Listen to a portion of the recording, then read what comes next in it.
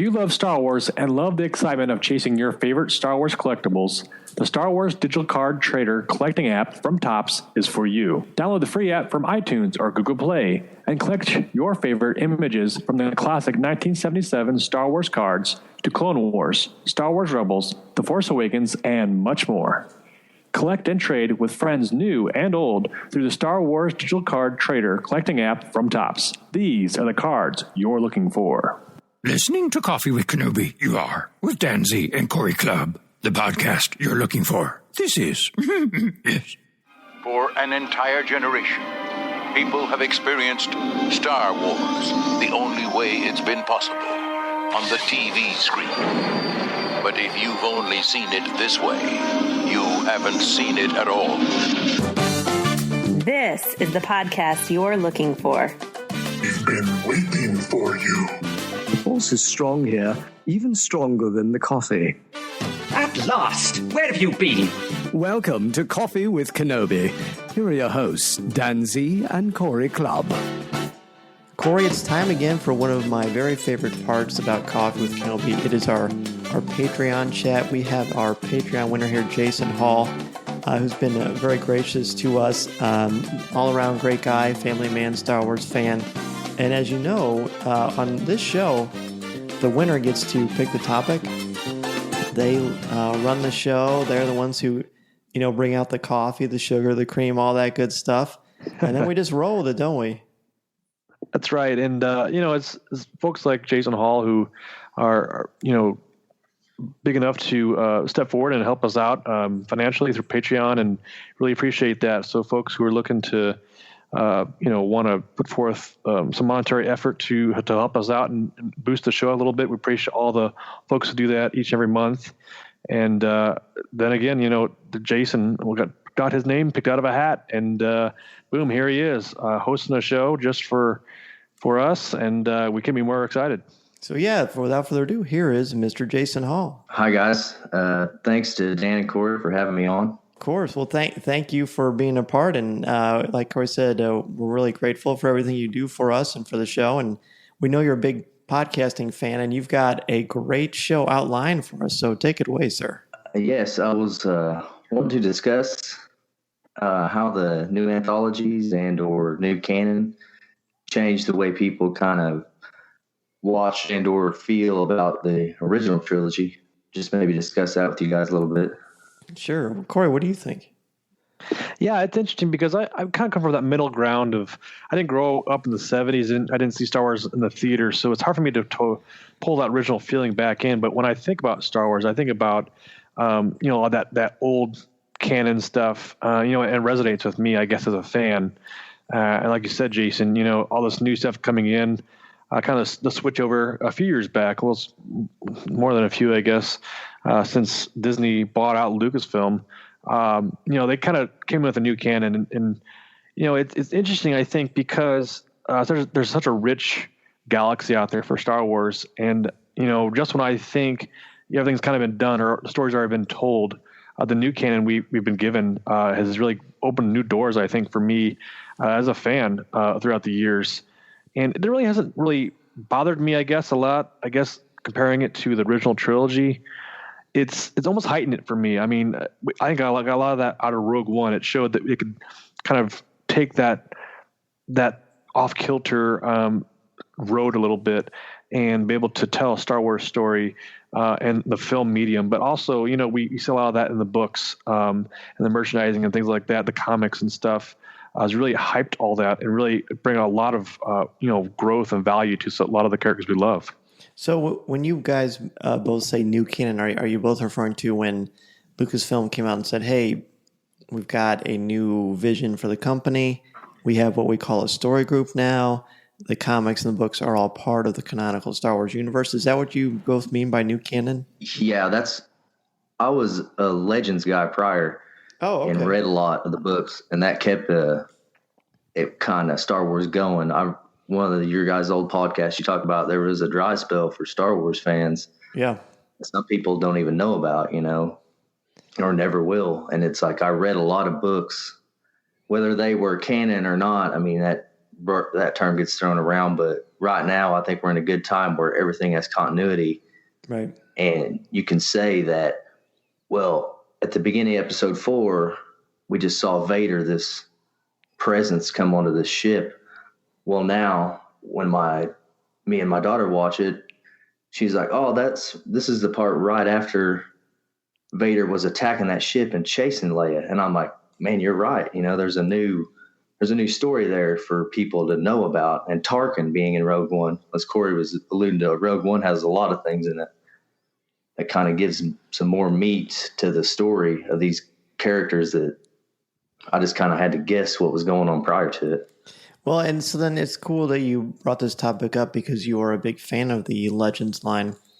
So for you, how did you feel when you heard this announcement? I remember the announcement because I actually was sick. I had pneumonia, of all things, which I never had before or since. And I was laying in bed and I was, exhausted. And so I was reading or trying to, and I was in between snoozing away. And I saw the announcement on Twitter and I watched the video that had Timothy Zahn and John Jackson Miller. And they said A New Dawn was going to be the first canonical Star Wars novel. And I was pumped. I was thrilled, actually, because I as much as I liked the Legends line, I knew that there was more. I felt like there was going to be more. And so it didn't hit me the way that other people did who were completely loyal, like Randy and Luke from Legends Library. Of course, they love the Legends line. But how about you? Were you happy? Were you sad? Where were you? I was excited. I mean, I still have some of those Legends books, and I go back to them. So some of the stories are good to me. But, I mean, I like the idea, like you said, the story group. I love that idea that it trickles down from a single unit that knows what's going on. I mean, the Legends, they had great stories and everything, and whether it was real or not, I mean, those authors made great books, I thought. So, but I was excited for it, a new slate and all that. I mean, can't be too bad, and it hasn't been bad, I don't think. It's been great, and I loved there was plenty of, to me, like when a new Legends book would come out, to me it was appointment reading, unless there was a topic. Like I didn't get super into the stuff with the twins of Han and Leia and all of that stuff, and that Jedi Order, and then that ginormous series towards the end before they kind of rewrap things. So it was kind of hit or miss for me. What about you, Corey? Yeah, I didn't read a whole lot of canon books. We all liked Plagueis. I think that's fair to say. Right. Mm-hmm.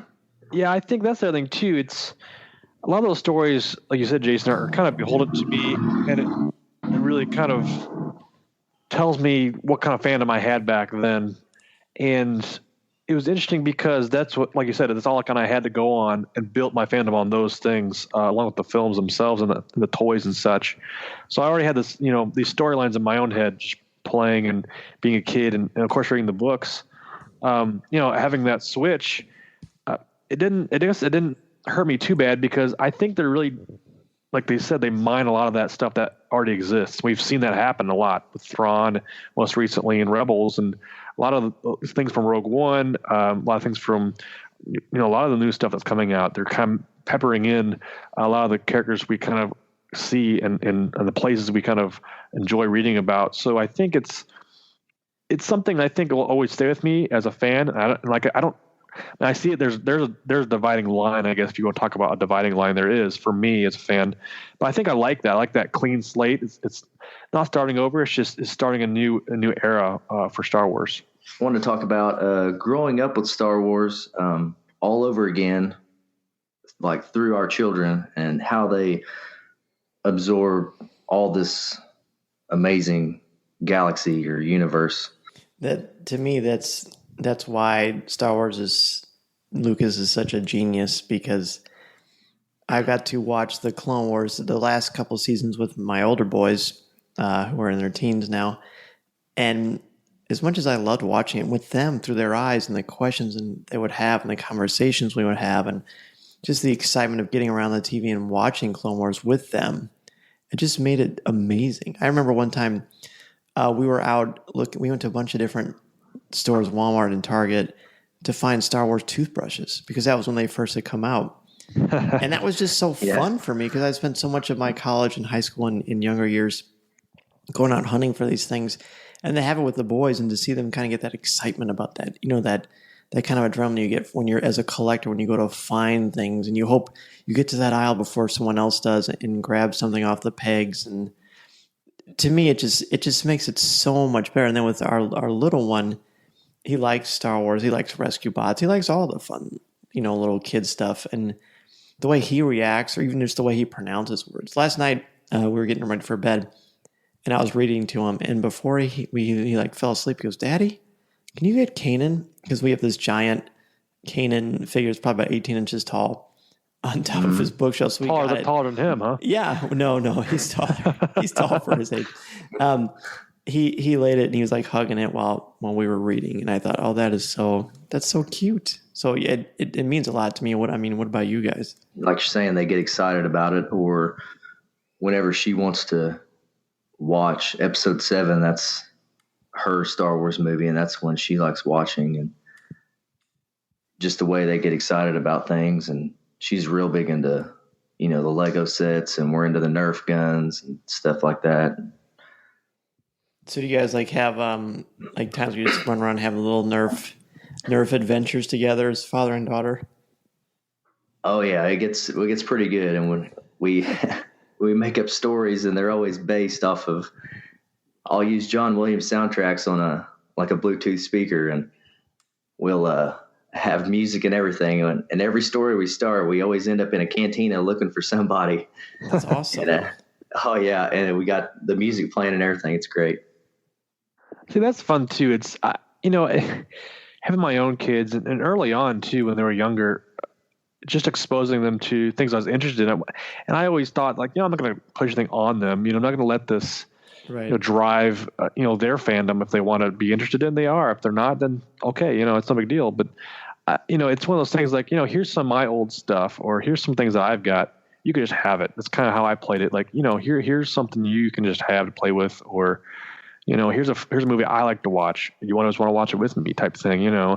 Or I'll be talking about it, and they're, hey, what are you talking about? But I think the biggest thing, like I said, Jason, is the imagination that drives and continues to drive and young kids, and just helps them explore, the heroes, the villains, the storylines, create, and just have fun and enjoy that. And I think that creates such a big enjoyment out of their childhood, and that's what we all did as kids. We imagined things and growed all kinds of new things out of that. And that's what grew into our fandom that we have nowadays. Now we're all, dads sitting around and laughing, and, all of a sudden, your son will come with you, or your dad will come with you with a lightsaber, and, it's on, it's a matter of just, you don't hesitate, and it's so much fun, and there's a smile on their face, and, it's something that you really can't describe as far as, being a Star Wars fan, but also, having a family and raising children. It's an experience, I think, that will constantly be growing in Star Wars. And, as the films come out, and like you mentioned, Rogue One, and here we come with the next Star Wars film coming out, Episode 8. It's just going to grow bigger and bigger, and soon, we'll have generations of grandpas and grandmas, getting in on the fun too. So that's what I look forward to. And plus, we have great moments for you, and I'm sure Jason has experienced this too, where it's the middle of the night and you're walking in your house to get something and it's dark, and you step on one of your kids' Star Wars Legos in your bare feet. Oh yeah, definitely. That's a rite of passage right there. It's true. It seems like at nighttime those turn into adamantium, and they're extremely hard. I don't know what happens, but they move. Of course, whoever knows, every time the lights go off, all the toys move in your path, and it's like a lot. There's no give in a Lego. They pierce the skin. That's correct. That's right. It's adamantine is a very good description for sure. So you had a number of questions that you wrote that I thought would be fun for all three of us to answer. Okay. These were good. Okay.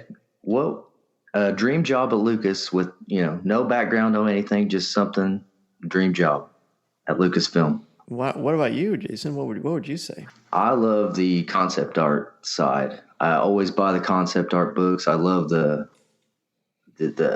hatching of these ideas and those artists. Just some of the stuff they come up with that doesn't make it to film or anything like that. Some of those drawings or their ideas they're awesome. I love them. That would be my dream job. Are you an artist? No. No. I mean, besides me and my daughter drawing, no. If you are a huge Star Wars fan, and let's face it, if you're listening to this podcast, you probably are. And if you love collecting Star Wars, the Star Wars Card Trader app from Topps is for you. The best part, the Star Wars Card Trader app features incredible images from the original trilogy, the prequels, the Clone Wars, Rebels, and The Force Awakens. Every era you love is included on the app. It's easy and a lot of fun, too. Beloved characters, key scenes, and unforgettable moments are in every pack. Open the app every day and get free credits to spend on card packs from the Cantina, trade with your friends, and make new ones along the way as you continue to add to your Star Wars collection. And it's all free. The variety makes it fun, too. So chase what you love. Some of the latest packs include poster series, classic comic book series, helmet variety packs, and so much more. There are even exclusive cards you can get by completing sets, as well as special inserts and even autograph opportunities. Don't worry about missing the cards you love either, as you sign up for notifications right on the app. The Star Wars Digital Card Trader collecting app from Topps can be downloaded for free from iTunes or Google Play. Be sure to download the app and start your collection today. The Star Wars Digital Card Trader app from Topps is available now. And remember, these are the cards you're looking for. What about you, Corey? Yeah, I was going to say, it's a difficult question, I think, because it's almost kind of your mind would kind of have to explode a little bit and kind of come down and think, oh, man, I'm actually working for the entertainment business and working for a franchise I just love. And I think it comes down to maybe the concept art, but I'm an artist too. And I like design, and I get so much enjoyment out of seeing how an actor will take a line or something. And I maybe get into the writing of some of the stuff. And maybe it's the essence of writing some of the scripts, working in the story group. I think I'd probably work in the story group. I like to imagine things and see how, what if we're down this road, and bringing in other things for characters, obviously, that we love, and seeing where they go and seeing how that fits into the giant galaxy itself. I also think that, like you said, the artists and the writers and such, and they're drawing a lot of things that don't make it to the screen or don't necessarily make it into production. But, they're just, what we talked about earlier, just having those fandoms from young and saying, hey, what will this new villain look like? I have no idea. I'm just going to start sketching something out, and he's really mean, or he's got a face mask, or he's, he walks this way or something like that, and they can create something that's just so unique and different. And like you said, maybe it doesn't make it to the screen, but essentially shows an idea that is, just purely out of love for this franchise. So I think I'd work in some kind of creative department or something, and test my skills there. So you managed to say that at Lucasfilm you want to work at a creative department. So basically you want every job in the company? Is that maybe not, like, I don't know, taking out the trash. I guess I would do that too. But let's just pretend like you have to pick one. Have to pick one job. Have to pick one. Otherwise we can't hire you. Oh boy. Narrow it down. That's tough. They can't hire you. I think I'd go with a writer. When the writer's room, that'd be good. Sitting with the store group on that panel there. So like a writer just of scripts for books, for the series, for films, or like a writer for the story group, which that doesn't really exist. You're just really nailing it hard, aren't you? I am. Well, these are the hard-hitting questions that you need to answer. This is what the people want to know. Jason is our medium to channel everything. He knows what's up. I'm still waiting for you to nail it down. Oh boy. All right. I'm gonna say I'd be a fictional writer. I think have the story group give me an assignment to, hey, we got a new Boba Fett book we're going to launch, and here's kind of some of the pieces we want to go with. Take it away and let's write a Han or a Boba Fett story or whatever the case may be. But I'd definitely be on assignment to write a novel or something for Lucasfilm. There you go. There you go. That's cool. I think that suits you well. Although you and Jason working in the trenches, creating and designing would be pretty cool too. Be fun. A lot of fun. All right, what do you think, Dan? I think I don't even know anything about Story Group all the way. In fact, I just think about how I already know some of the guys in there pretty well, and I can just imagine the conversations they have and how in depth they go with the characters and the debates, and just to be a part of that, and just to have a notepad or a laptop and just be typing and talking with them. I think that would be great. Now, I would run into the very beautiful dilemma of loathing spoilers and realizing I would find out stuff years before they came out. That's right. But I guess for me, that would be my time to be surprised for the first time in that environment. And since I love anticipation more than just about anything, including the moment and the memory, I think then I could just relive it once everybody else relived it too. And if I was on the Story Group, then I would also be able to know something that Corey didn't know forever, and I could always text him and ruin it for him. That's right. That's true for me. Yeah, one up me all the time. That's right. That's kind of our running thing.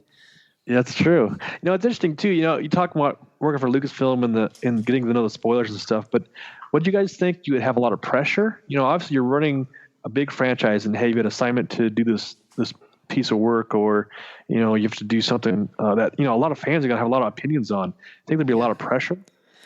What do you think, Jason? I know what I think, but I want to know what Jason thinks. If I had done something like that, well, I'd understand Corey's dilemma on picking, because after you guys said, I was like, man, I would do any one of those too. But but being on anything, I'd have to live Obi-Wan style in a hut way out in the middle of nowhere, because I told 30 people about this podcast. I was like, I don't know if I could not tell anybody. That's so cool. To me, it's like I wouldn't feel pressure, because pressure is for people who are unprepared. And if I was fortunate enough to get to that point, they must have seen something in me to believe that I could do it. And because the Story Group is not just one or two people, it's a collaboration of a lot of incredibly intelligent, insightful people who love their Star Wars like no other. If there was something that was bad, it's not like it's pinned down to one person. And, everybody can get a chance to sort of weed through and pick the best. And so far, there really haven't been any missteps. Besides that weird slug thing in Rogue One that tries to mind wipe Bodhi Rook. Other than that, everything's been a home run. So I wouldn't worry too much about it. I think it would just be a labor of love. All right, you guys ready for the next one? Yeah, go. All right. Well, how did Dan, you and Corey get started and run with the idea of getting a podcast? This may be the 100th time you've heard this, but no, it's fun. I like answering it because it just if not for this happening, I wouldn't have gotten to meet you or Craig Dickinson or Aaron Harris, or so many other wonderful people that we've gotten to know because of the show. And I'm a teacher, and I had a long commute before I was married, and I like to listen to podcasts. I love the Tony Kornheiser show, and I love the IndieCast. And like you, Jason, when I found out there was a Star Wars podcast, at that time it was the original Forcecast, I thought, whoa, these guys talk about Star Wars every week, and I can listen to them whenever I want to. And it's like it's always fresh. I was just so excited about that. And I listened for years. And I was really lucky I got to be on the IndieCast one time because Ed was gracious enough to give me the title of IndieCast Fan Club President. And so he interviewed me, and we talked for like an hour. And as soon as he called and talked to me and I saw his name light up on Skype, he was, "Hey, Dan." And I thought, oh my gosh, this is happening. I'm talking to this guy that I've been hearing on my car stereo for years. And now he's talking to me like he's my friend. And I just thought, this is magic. This is something really cool.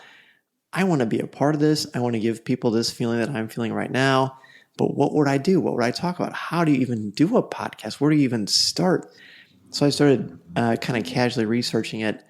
And sort of during that process, my future wife, who is, of course, my wife now, Deanna said, "Hey, I have a nephew. His name's Corey. And I was at their house the other day, and he has this office, and it's got Superman stuff in it. And I thought, that is so cool. I got to meet this guy, and I also got to get an office with Superman stuff. So eventually he and I met, and we hit it off right away, and we just started talking about Star Wars and sports and superheroes and comics, and I think mostly comics the first time. And it was just great. And then it just kept hitting me, and I just couldn't get away with it. And then Corey said, "Hey, let's go get some lunch or something." And I thought, I'm going to ask him if he wants to do a podcast. If he and I are talking and we're having a good time, because was that the day that we went and saw Captain America and Cowboys and Aliens, or was that was? I think that was before we actually started recording. Yeah, it was. So we were still ramping up the friendship, kind of see where we kind of, our lives kind of settled at.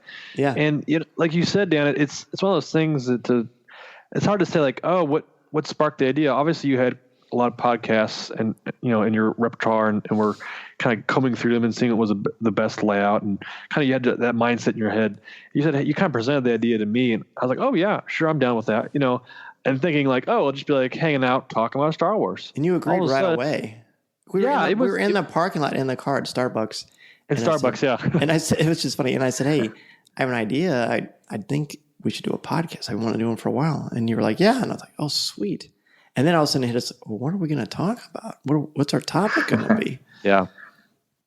Well, the other thing too, Dan, we went through a lot of things that day. I think we were talking in the car and that conversation kind of spurred the moment of like, we probably should be recording this, or this would be a good conversation now. Just one because of us said that, I can't remember who. Probably depends on when we tell the story. It's probably me. It probably was me. Yeah.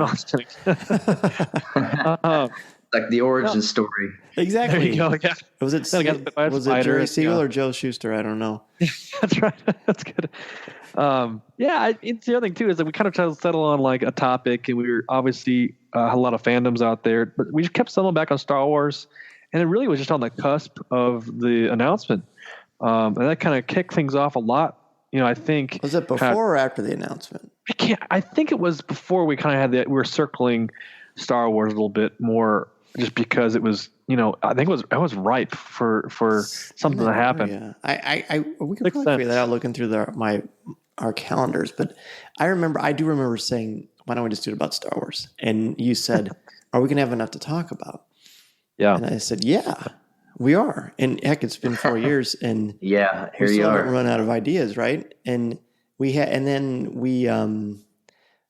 together another day. We did Michael's, in Germantown Hills. And I brought a notebook and we just had a meeting. Like we had our first little meeting and we just made this huge outline, and we wrote down a bunch of topics. And I think we've hit most of those topics. There's been quite a few that we haven't touched, but they've kind of melded into multiple ideas. And we just ran with it. And then one of the most fun things is he and I basically taught each other through YouTube or asking Ed Dullister from the IndyCast or Mike Pilot from Full of Sith, and they would give us tips constantly. In fact, I look at them quite often just to get ideas about things. And then Corey, tell Jason about our first actual experience recording. It was the worst experience of my life. Oh, really? Oh, did I say it out loud? Was I on this mic on? No, it was. So we sat in my office. It was grueling. You should have worn deodorant. It had. He shut it. It was 4 hours of 20 minutes worth of material. Dude, it was 18 hours. It wasn't 18 hours. Yes, it was. Yes, it was. I got to your house about 4 o'clock. Maybe. And then I think I got home about 2:30, 3 o'clock in the morning. That's not 18 hours. Well, I'm an English teacher. Sure. Yeah, there you go. Anyway, it was a lot. It was a long time for 20 minutes. Mic too. Yes, we did, and that was one of the problems because his mic was picking up mine and vice versa, and we couldn't figure out how to make that stop. Oh yeah. Well, we had multi-directional mics, and we in our burgeoning idiocy, we didn't quite figure that out until it was too late. So we had to share one. And then we recorded it in stereo. So like when he talked, it was in the left speaker. When I talked, it was the right speaker. And if you listen to that first show, it still is like that. I don't know why I haven't fixed that, but I need to fix it. Hey, don't fix it. Don't need a special edition. No thanks. Yeah, the uncut version. That's right. So do you guys record together? Are you in the same room right now? Or do you do it separate now? I mean, is that old school way of being together. No, honestly, if once I get this office finished, and we're getting close, actually, we're going to set it up where we can. But ever since our second episode, we've done this via Skype. He only lives less than 5 minutes from me, but we just do it via Skype. And I think it sounds really good. And he and I can text each other and give each other direction about where we want to do, who should ask the next question, what we're going to say, that kind of stuff. And it's gone pretty well, don't you think? Yeah, I think so. And we always, kind of joke that I'm Coffee Kenobi West, you're Coffee Kenobi East, That's right. And it's just worked out this well so far, and we haven't changed at all. Matter of fact, just been doing it over the years and learning the tricks of the trade, and it seems like it's been forever. I mean, as far as just doing a podcast itself, and we have a lot of folks who write into us asking how we got started and wanting knowing tips and kind of inspiring them. I think that's the most fun part. I think about podcasting itself is inspiring other Star Wars fans to start their own Star Wars podcast and get on the fun. Oh yeah. I love your guys' format, and you could tell you guys are buds. And Dan, you give him Corey crap all the time. I know you guys are. It's like, I like these. I'll just like the banter between you two, even though it's about Star Wars. Well, you got to be able to listen to two people, for a half hour, 45 minutes. You got to be able to do that. I mean, it was easy with you guys. I was like, it was a great show. It was very kind of you. I really appreciate that. Yeah, thanks very much. Truly. Yeah, and the no spoilers. I love that because I've almost went dark already. Seriously, on episode 8. I know. I don't blame you. I'm scared there's going to be a trailer, and I don't know if I can not watch it. It's I will have to watch the trailer. But other than that, I don't know. Because I knew Ryan. They made a big announcement about being on a panel. Mm-hmm. Speaking of that, are you guys going to Celebration? Oh heck yes. Are you? Are you? I was wanting to. I don't think it's going to work out. Oh man, we'd love to shake your hand. I know that'd be cool to meet. Yeah, I could totally meet you guys. Just meet all these people. Yeah, that's another great thing about Star Wars. It's just. Well, how close are you to Orlando? I mean, obviously, you have to tell your exact geographic location. All your fans will go chase you, but. It's about a 15-hour drive down. Oh, that's to get down there. About like I did that a couple of weeks ago. We drove to Florida, so it's no big deal. Drove tonight, just a couple Red Bulls or something like that, and you're good to go. Yeah, that's some podcasts and some Red Bulls got me there before Disney World. Yeah, we went to Disney World last summer, and cool. Did you tweet about that? I feel like I saw that. Yeah, I tweeted something about you guys getting me down there. I think that's I remember that. Yeah, that's awesome. Yeah. Well, no, we love Celebration. We're going to talk quite a bit about it later. And we've got a lot of plans for stuff. We know there's a lot of exciting things that are going to happen. And I mean, it's not official. We're not spoiler people, but it would almost be silly not to think there won't be a trailer for The Last Jedi there. Oh yeah. And I'll watch it, but they'll release something. For sure. Got to. Oh yeah. All right. So, how many times do you guys have to watch a new Star Wars film in the theater before you feel satisfied that you can actually wait till it comes out on Blu-ray? 77 times. I think that's my number. Is that too high? No. I think that's how many times you're supposed to forgive someone. Oh, that's right. Forget that. It's interesting because as a fan and these things are coming out, it's become pretty expensive to go to the theater and see it multiple times. I remember seeing Force Awakens 4 times in the theater, and Rogue One, I saw that twice. Yeah. No, yeah. Yeah, twice. I feel like that's right. I thought I saw it 3 times. Maybe I'm wrong. But yeah, go ahead. I was going to say how do you feel about going to have to see it? I mean, like it's almost like it's like a want, I guess. It's like, I want to go see it. Once I've seen it, I want to see it again. Absolutely. It's one of those things. I think it's an experience, and to be able to see it with other people, I think that's the most fun. Going obviously with your close group or your close friends or family, the first time around, or your best buddy or something like that, and going to see it the first time around is fun. But then taking I don't remember if Force Awakens, I went with my parents who just wanted to go because it's just an experience. I think to go see a Star Wars film in theaters. And that's why they wanted to go. I mean, they weren't like hardcore fans or anything, but it was fun to see it with them. Then the reverse kind of happened in seeing Rogue One.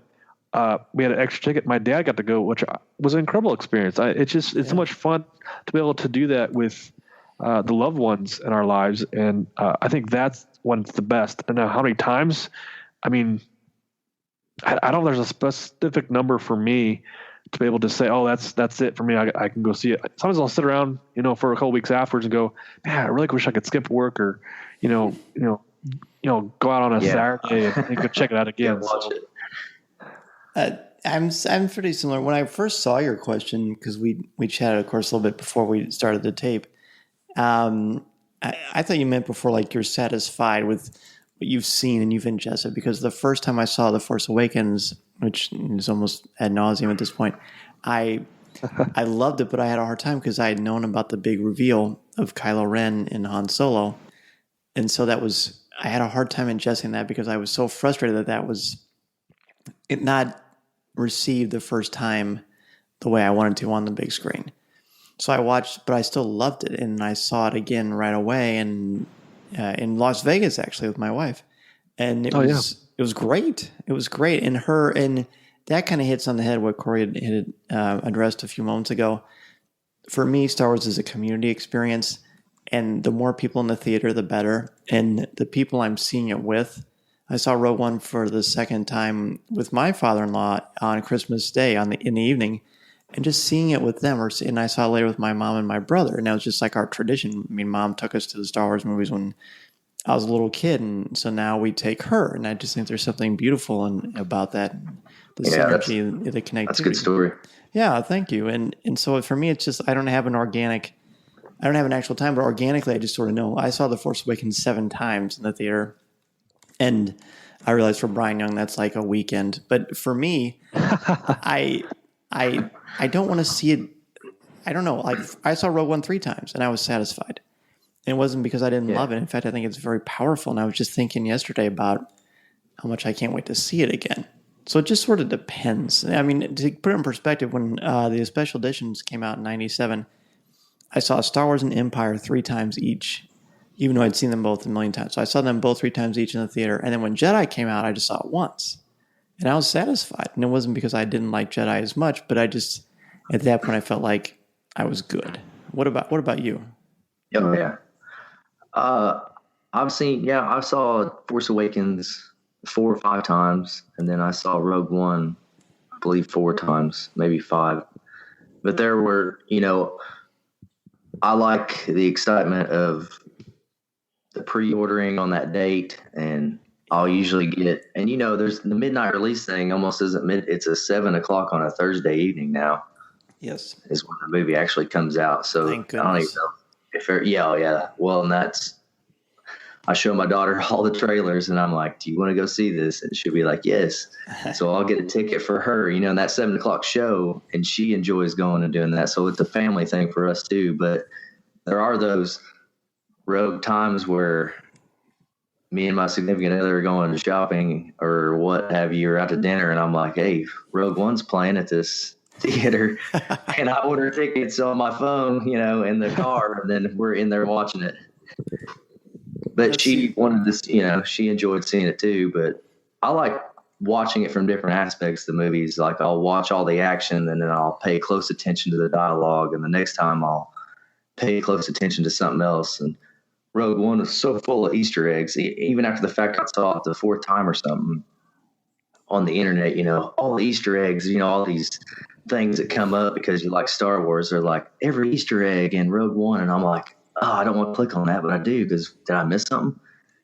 And then I found out, I'm like, how did I miss that? And I almost want to go watch it just to see that on the big screen before, because I never saw the originals originally. I had to wait till the late 90s releases of the special editions, and then I went crazy there 4 or 5 times a piece. I might say this too. I've seen my favorite all-time favorite film is Raiders of the Lost Ark, and I've seen it. I can't even count the times I've seen that.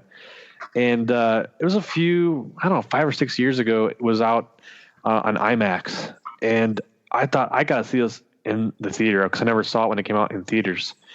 And I got to experience this, and that was a different kind of feeling too, because having only seen it on VHS back in the day or on TV or whatever, and seeing it in the theater, and I actually brought my kids with me because they'd never seen it, and just to have that experience in the theater, I think that's a big thing to do nowadays. I mean, it's almost like it's a vacation in a sense, the essence of experiencing something we love. So I think in that way, it's a lot of fun.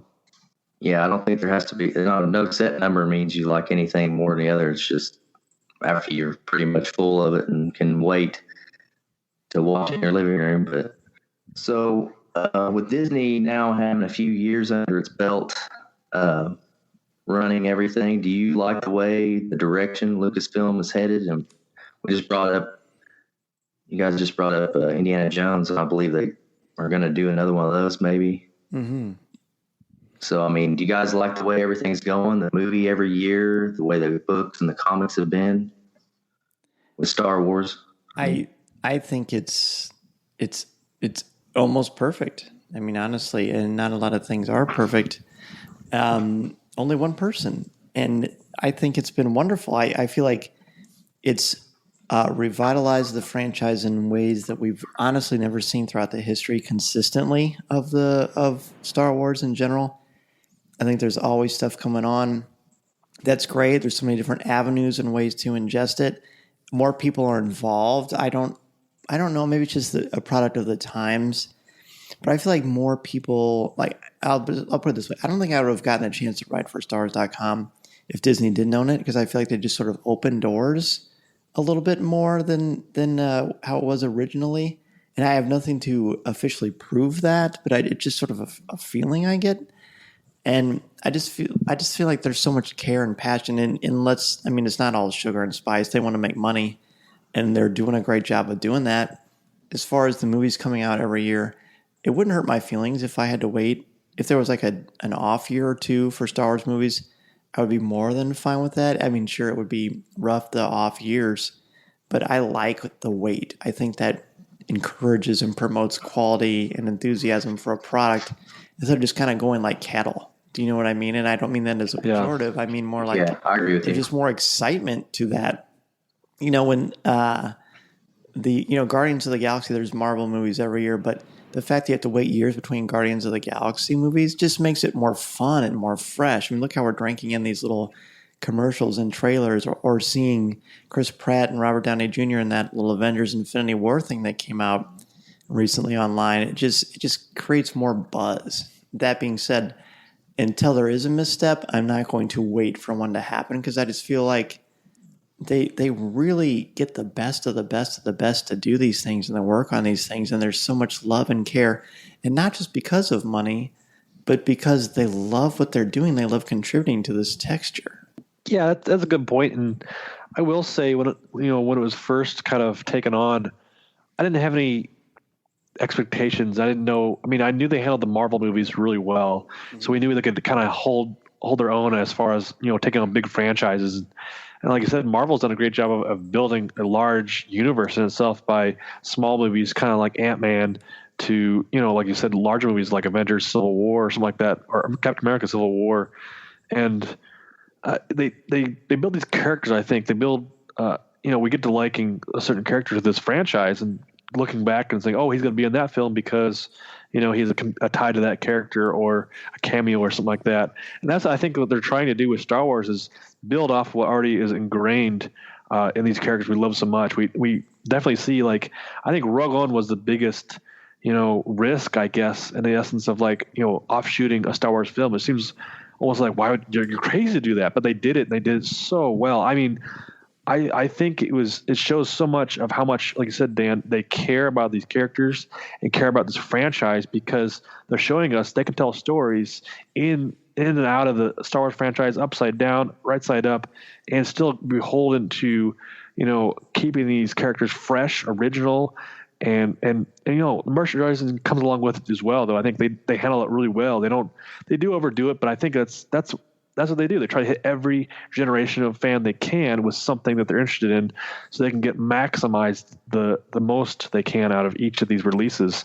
And as far as coming out, once a year, it's funny because a couple guys at work and I were talking about Rogue One recently. And they're like, "Oh yeah, the next Star Wars movie comes out in a few months, 6, 7, 8 months." And I was like, "Oh yeah, that's kind of right. It's weird to think that just a few months will go by, and here we are at another Star Wars movie." And is that jarring? Like I said, I think a little bit, but has it hurt my fandom with like other franchises such as Marvel?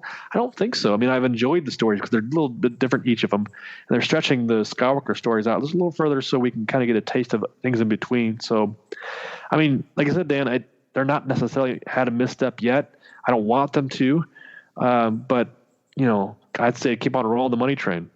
I still think, though, regardless of the anticipation of Episode 7 versus Rogue One, I still think that as much as I loved Rogue One, loved it, and the whole experience and everything that we did to promote it and all the fun we had, I still think sitting in the theater when it was about to start, even though I had an intense adrenaline, it was nothing like The Force Awakens. And part of that was just waiting to see Harrison Ford and Carrie Fisher and Mark Hamill get on screen. Sure. Knowing that I had just been in the theater to see one, 9-10 months ago, because Force Awakens was in theaters for a while. Sure. It still wasn't quite the same. Does that make sense? Well, there was no investment. Yeah. I mean, I think too, it's like we were waiting for Force Awakens for, almost 30 years or so just to get, fandom wise, as far as like getting to the next chapter. And that was we're, whetting our appetite with all these like little previews. All of a sudden, Rogue One comes around. It's like, we don't know these characters. We don't necessarily know what's kind of going on, but, we'll give it a shot. It'll be fun. It's Star Wars. And lo and behold, they did a good job. I'm excited for the next one. Yeah, I agree with you guys. Both points. There was Episode 7, and that was when they announced it was in 2012 when Disney purchased. Yeah. So we were foaming at the mouth already, and then they announced, hey, there's going to be a new trilogy. So there was 3 years of buildup there automatically on top of waiting, and people, the prequels, after Revenge of the Sith and all that, just waiting on to see if, there's always that urban legend of, well, if it was true or not, but that Lucas had, the set of 9 movies, and he plucked out, to start that original trilogy. So there was always this lore of fandom or geeks or whatever you want to call it, that, there was 3 more movies to be made. And then they announced that. That was just huge to me to hear that. And it's like Corey was saying, Rogue One was awesome in and of itself, but the build up for 7 and then 8, I mean, it's Luke Skywalker. That is my ultimate, he is the guy. He had no training. He had the roughest road, he just flew by the seat of his pants, and he is where he is now. I mean, that story is just awesome to me of Luke Skywalker. And I can't wait to see 8. And isn't it crazy to know that there's more Luke Skywalker coming with Mark Hamill? Yeah. And with Luke at his prime, it's insane. And that goes back to when I read Legends, I liked when Luke was around this age, I believe 30 years after Endor, those books where he was so powerful, but as smart as Yoda, they made him, I mean, in some of whatever books where you read or whatever. But I want to see what they do with him, how powerful he is and how he handles being that powerful with, nobody else to help him, just to see how this character turns out. I just can't wait to see what happens to him. He was on a moisture farm, and then, he was destroying the Death Star right at the same end of the movie. It's just crazy. This kid, I mean, I love the story of him. It's amazing. It really is inspiring. I mean, all the things he accomplishes. I can barely make my bed every day. That's actually not true. That's good. But yeah, it's pretty. I know what you mean. Yeah. It's inspiring. It's just inspiring to know you can come from very, very humble, inauspicious beginnings to become the most significant person, to a great many people. It's kind of like the journey to become a husband and a father, really, in a way. Trials and learning on your own. Yeah, that's right. And learning to. And you may have some guidance here and there, but it's not always there. So that's right. And you have to learn to fend for yourself for the greater good. Is there anything else, Jason? Before you go, obviously we have to ask you the 5 questions that we ask every guest on Coffee with Kenobi. But what else? I mean, this is still your show, of course. Is there anything else you wanted to bring up before our coffee runs out?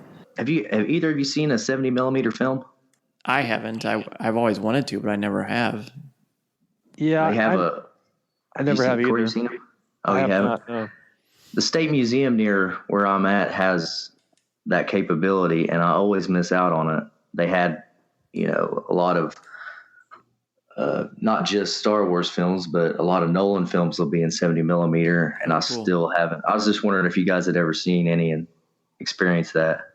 There's none where in the vicinity where we live. We'd have to go to Chicago, which is a little over 2 hours away, which we would definitely do. But I mean, it's never happened. It's always been on sort of my cinephile bucket list. Yeah.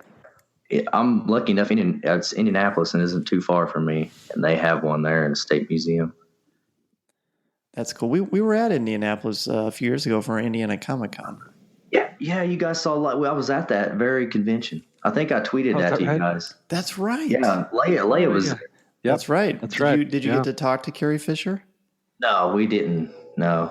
That when in the school newspaper, the school where I work, they did a little thing about Carrie Fisher, and they put the picture in the school paper of Corey and I with Carrie Fisher, and then they really got a lot of conversation going because I think she really impacted a lot of people. Obviously, that was pretty devastating, but it was. I do want to say I want to give a shout to the most recent lattes with Leia. They did a wonderful job. Amy and Drea did, and they talked for a while about what it means to be bipolar, and it was very educated and very loving and very, very honest and intelligent.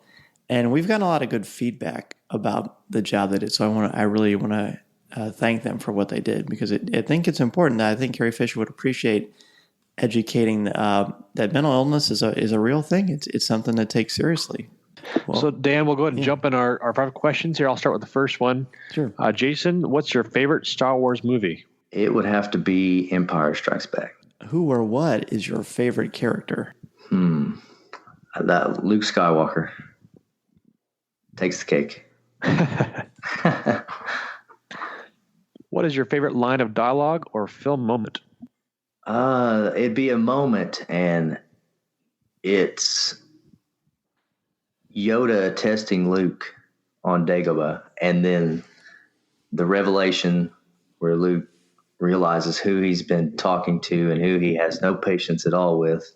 And then how that I love that whole where he lands, he meets him, and the whole scene in the hut. I mean, that's great to me. No one has ever said that. That makes me very happy. That's awesome. A wonderful moment. And it's sort of unexpected because it's just a lot of things for a lot of reasons. And I remember when I was a kid thinking, this guy's Yoda, but he's exactly. There's a lot in that, wasn't there? Yeah. And then all of a sudden he got really serious. I'm like, well, this is like a different person. And of course now Yoda's, if he's not my favorite character, he's my second favorite. That's cool. So if you collect, what is your favorite Star Wars collectible that you own? I have a few things. I don't collect too much, but if I find something in a sale aisle and I used to have a Beckett or, like a toy guide on me and would check, and sometimes they'd have things marked down so much I'd pick them up if it was worth it. And I found it was a Cantina band in a tin, and it's got artwork on it on the tin, and it's probably my favorite piece. That's awesome. That's really cool. Yeah, it's always interesting to see somebody's collectible that they had that just was unique to them. I always like hearing that question. So that's great. What particular messages or themes about Star Wars resonate or speak to you? I love the story. I mean, I love Luke Skywalker's story, and like we were talking about earlier, I guess, where no matter where you came from or what, your beginnings were, that doesn't define you. And there's always room for change or to do good. It seems like in Star Wars, redemption can always come at any point. And it's just a good story. I think it's, good message, good story in there. That's about as good a place to wrap up as we could have, and it's really, Jason. Honestly, it's really been an absolute pleasure not only getting to know you through email and through this experience, but getting a chance to have a cup of coffee with you and talk about. It's just so cool. I'm sure I speak for Corey when I say it's just so wonderful to talk to Star Wars fans and just get their perspective and show. I think sometimes there's sort of a bit of a stereotype that some Star Wars fans don't get along, and there's a lot of, rivalry or just sort of animosity. Animosity. But I would say 99.9% of the time, all I run into is warm, happy, cool people who like talking about Star Wars. So I appreciate getting this moment to chat with you, Jason.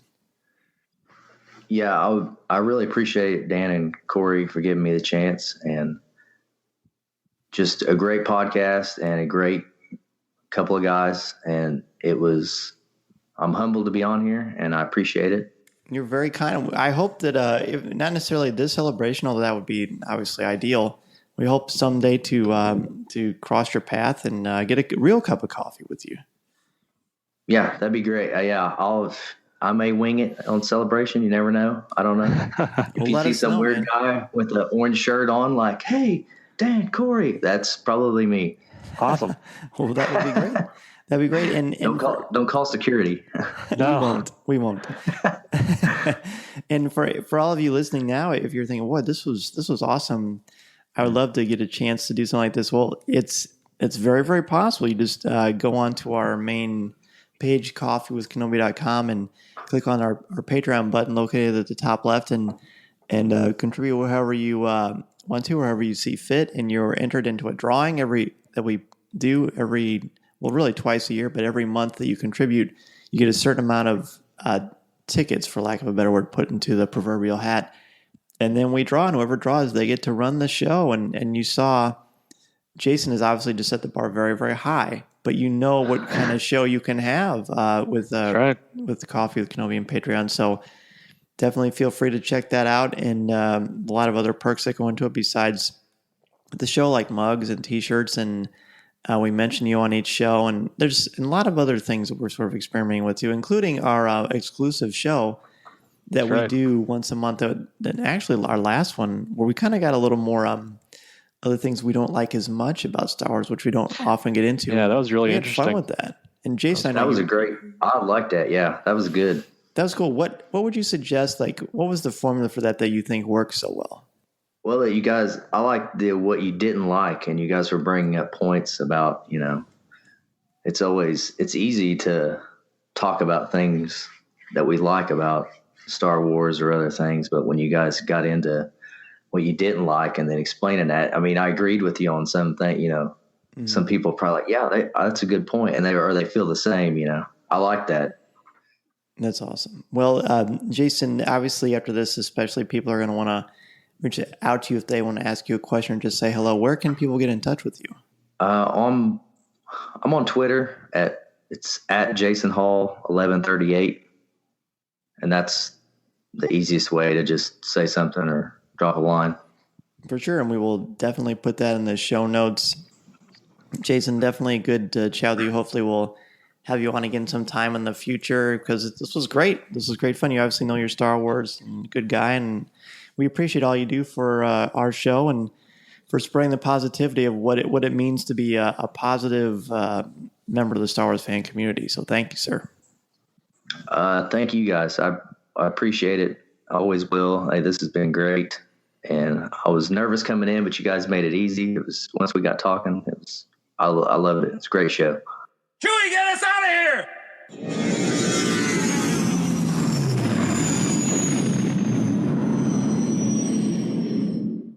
If you would like to respond to our question of the show, have a comment, or just want to say hello, send us an email or MP3 at feedback@coffeewithkenobi.com.